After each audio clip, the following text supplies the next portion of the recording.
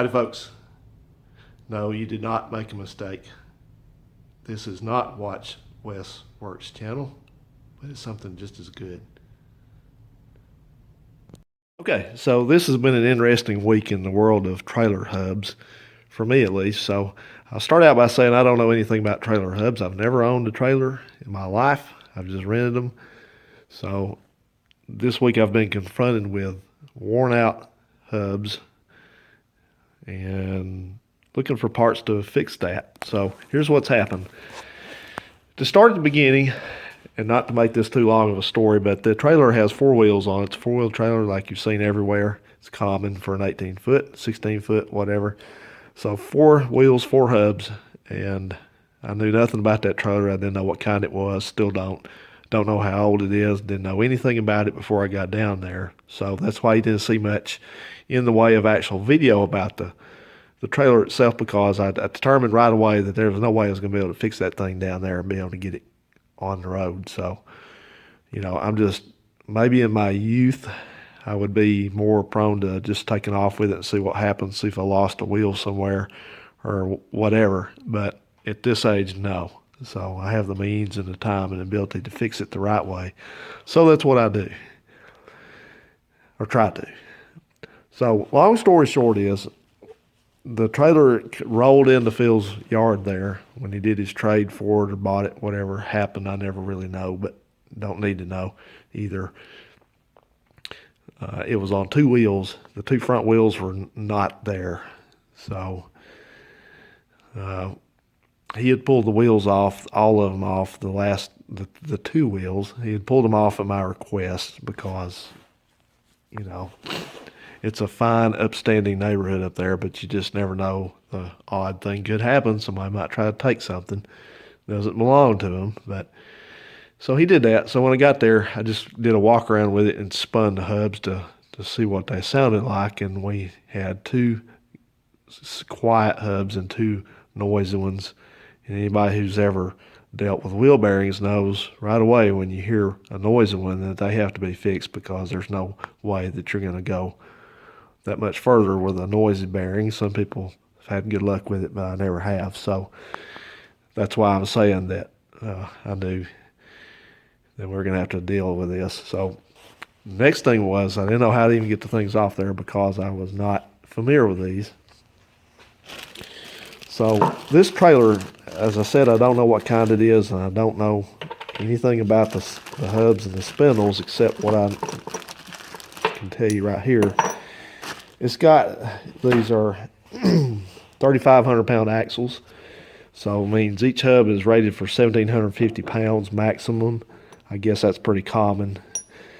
And so it has, inner and outer bearing and races and seals and all that. But the odd thing about it, at least it's probably not odd whatsoever, but it was to me because the way that it retains the hub on the spindle was different from anything I'd ever seen. It turns out it has the end of the spindle is D-shaped. It's got a flat on it, and this is what slides over it. And this is a retainer. So you have a spindle, and then you have, of course, you have bearings, and then the first thing goes in is you got one of these things, which is a big flat washer, and these were, I can tell these been on there a long time because this one's got a big groove in it, but it goes against the bearing. And then you got this retaining thing, and then this is the axle nut, spindle nut. And we did not know how to get these out because we couldn't see them. They were bent down. Once they're in place, they're kind of bent down flat. So it looked to me like just a piece of metal barely sticking out. So we worked and worked to try to get this out. Couldn't get it out. And ended up breaking one of them. And so Phil kept saying, well, just pull on it, pull on it. He said, it's got a cotter key in it. I said, no, it does not have a cotter key in it. There's no hole all the way through the outer end of the spindle like you have for a cotter key. Like, see in there, that cotter key? You don't take no cotter key. You can't get one in it. So this is the way it works. You lock this, you put this thing on, and you lock the nut from turning with this thing. Whether this is a good idea or not, or a better idea than a cotter key, I don't think it is, but that's what it's got. So Anyway, so we finally got this thing loose. I think we forced one of these nuts to turn, and got the thing loosened up and off. And then right then, that's when we realized what we were dealing with. So anyway, so I got all this home, got them all off, and got them home. And the thing is, there's three that I think are original to the trailer, and then there was a fourth one, which is this over here, the silver one, or galvanized or whatever. And it's a different brand, I guess, manufacturer. It uses the same kind of bearings, but it used this. Well, we didn't know what we were dealing with because we didn't. Either one of us has seen it. We're just dumb butts, I guess. But it's got this thing on the outside end, and then it had this cap over it. You have to take this out. You have to take this thing out to even get the outer bearings out of it. So that kind of cooled me off on this thing anyway. And then I got looking at it, and this was one of the noisy ones. It may be hard to see in there, but you can see up that race is all chewed up. The outside race, the outer bearing, it's chewed up. It's no good. And then come to the back one, the inner, the larger. Not only is it marked up, maybe not quite as bad, but it's got other issues. Evidently, it is spun at one point, or one of them did. And somebody did the old trick of swedging the thing in here, staking it in. You can see where they've taken a chisel. It's a good idea. It does work. I had to do it on the Plymouth, but it's not a long-term fix, really. At least you don't want it to be. And so this thing, to my estimation, is junk. So I'm not even going to deal with that. So I had to replace some studs that were missing in those, so I harvested them out of this one using my press and fixed all that on those. And I went to Northern Tool and got a replacement hub for the fourth one. So that should work fine. Same exact, not the exact hub, but it's the same. It's the replacement for it. So it's all pre-lubed and everything. So now went and found spent all week tracking down these kits. Hang on, train coming. Okay, sorry about that. Another 3-mile long train going by. So I actually forgot to finish what I was going to say about this thing.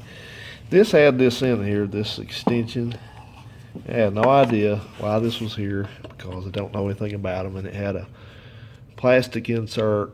It looked like plastic. It's supposed to be rubber because I know what it is now. And it had a spring, and it had a big circlip on that. And this thing's already been beat up. Somebody's already been beating it back in there, and so it's damaged. Whole thing is just junk. But that is an easy lube. These are all actually, I guess these are the, like I said, maybe I've said already, I think they're the old style easy lube axles because each spindle has a grease fitting on the end of it. So anyway, this, like I said, this deal with these things, I don't know. I may at some point convert those spindles. You guys tell me what you think that have trailers, but it seems like it'd be easier to locate just cotter keys, but I don't know.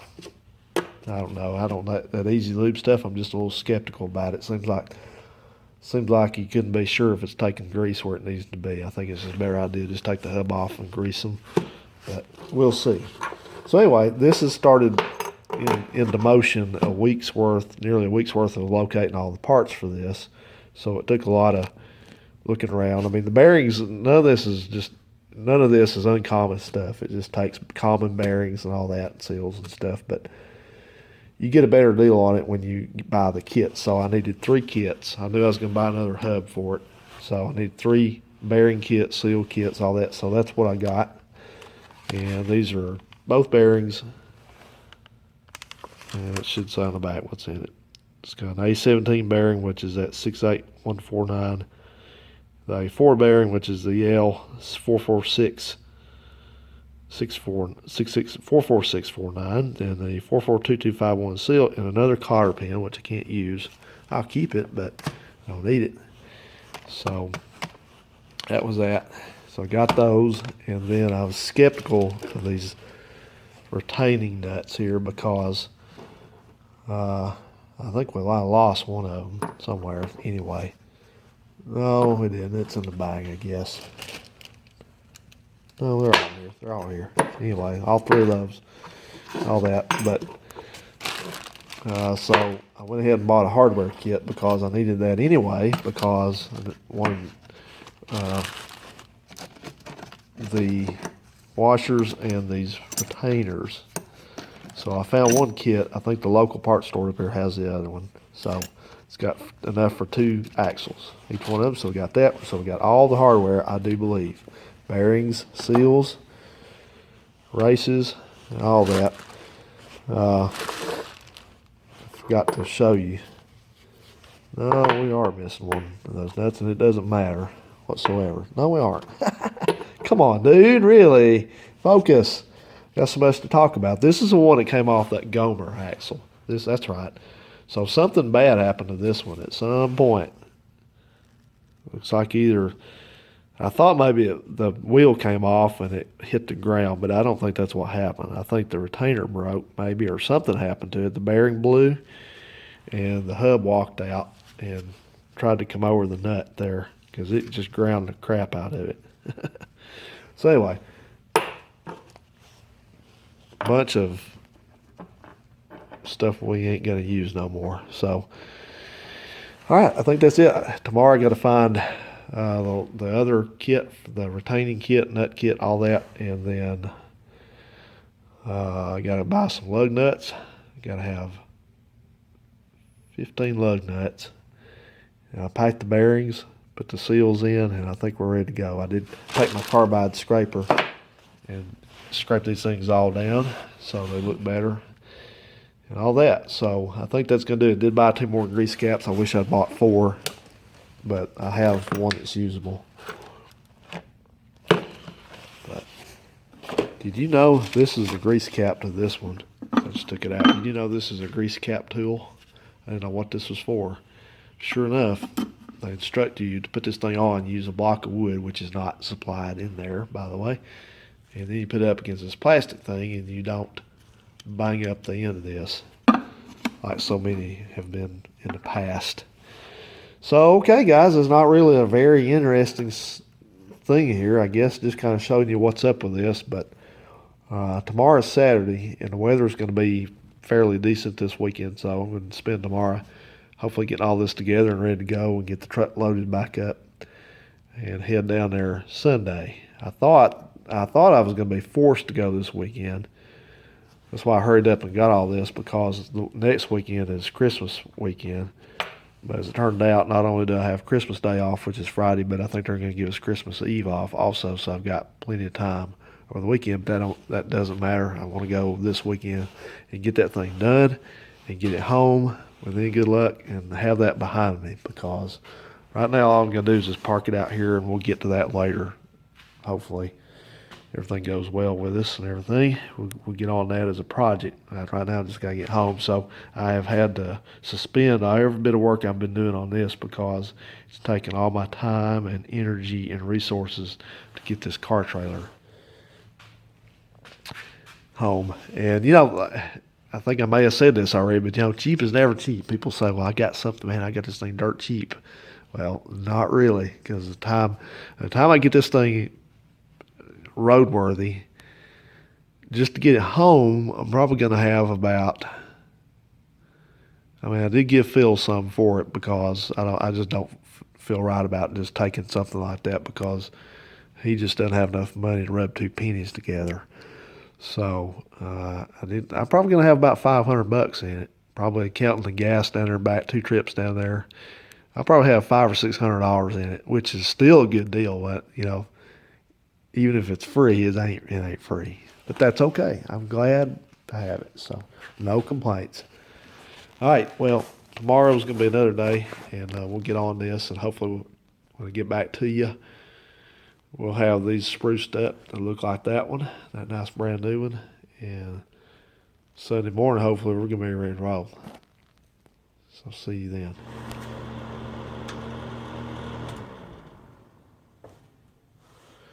Okay, so it's up in the evening, and I now have 3 remanufactured hubs and the new one here. And so if my new car trailer. Won't make it home on this. There's no way it's going to make it home, except on the back of a rollback or something. So, anyway, I've just went through and, like I said, I told you about already putting the studs in, so I did that, and then I went through and cleaned all these out real good, thoroughly, and checked all the races. And turned out I had one outer race that was no good. It's kind of not real easy to see what's going on with this one, but it's, yeah, you can see it's kind of pitted, and it's got those marks on it like it's set without being turned for a long time, and I'm thinking it may have water in it because those are kind of actually pitted there where those little outlines of the bearing rollers are. So I just went ahead and changed that. It's not real hard to do. You just, like any kind of bearing race, just turn it over and knock them out with a punch. In this case, I used this little guy right here. Works real good.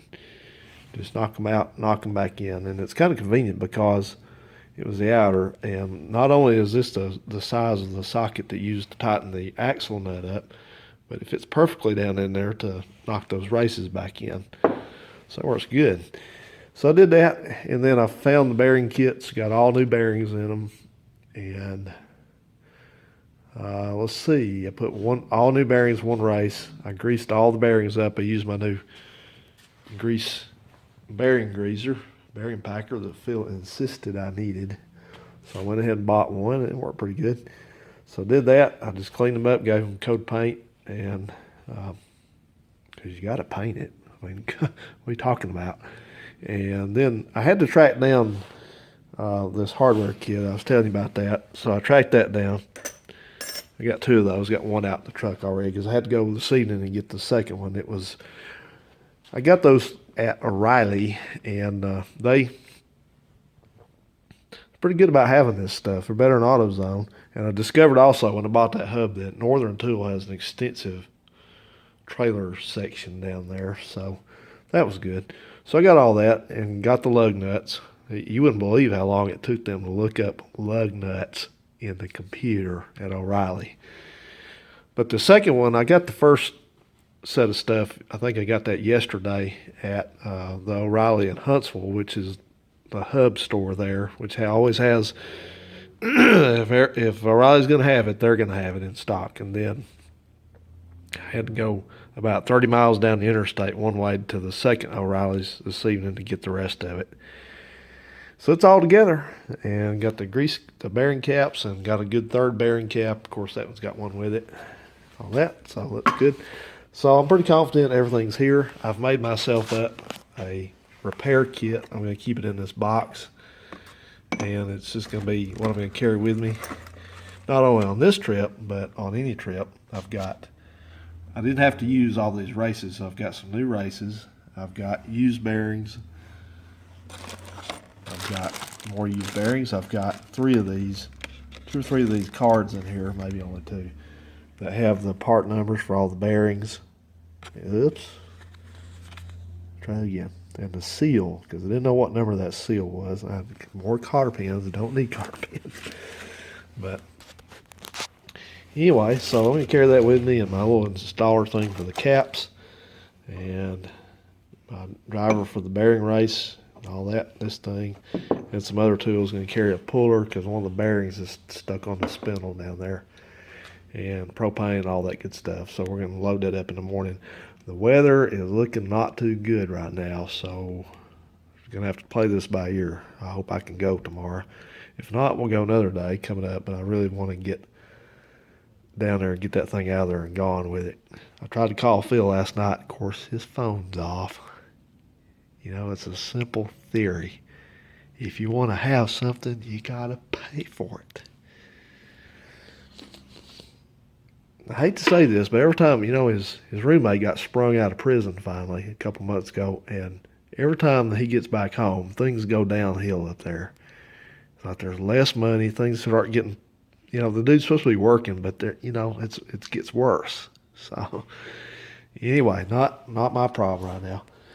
So, okay, I'm confident with these. I'm ready to go with them. I got the tires and wheels loaded. I got the truck loaded with scrap. All my big scrap pile back there loaded for Phil. Phil wanted that, so I loaded that up. And hopefully so, we'll head out in the morning. This hub here, you know, I know some of you probably already know what this was. I'm sure a bunch of you do, really, but I didn't. And this is what they call, I think they call this a bearing saver. I think the deal with this is with this seal on the outside of it, that if it's on a hub that is going to go underwater, it helps to keep water out of the bearing, I guess. Sounds good to me.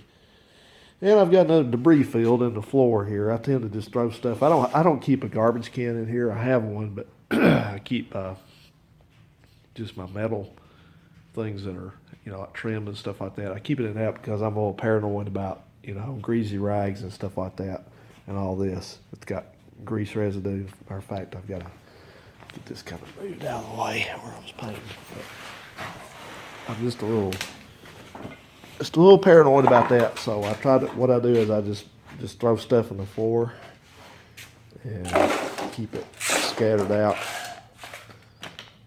And then tomorrow, whenever, I'll just get all this up and throw it in the garbage can. So outside. Anyway, all right, I think that's all to tell you about this. Yeah, I'm looking forward to getting this done. Oh, yeah, I checked the truck over, and I think the truck emerged from its first trip down there and back unscathed. Checked the oil. It had not used any oil, no transmission fluid. It didn't look like it used any coolant or anything like that, but I was running it today, just checking everything, and I noticed that one of the heater hoses was seeping some coolant, so I tightened the clamps up on that, and I think that's got it. So, but anyway, all right, guys. Well, as I said, I think I told you earlier, maybe not, but this is taking all my everything. So I'm glad I want to get this done, so I can get back on the car back here and get this off my shoulders because it's something I'm very thankful for. It's going to be a game changer because not only can I haul my own stuff around if I need to take it somewhere to move something or have something repaired, drop it off, go get it, bring it back, whatever. Lawnmowers, cars, it doesn't matter. I'm set, man, if this works out.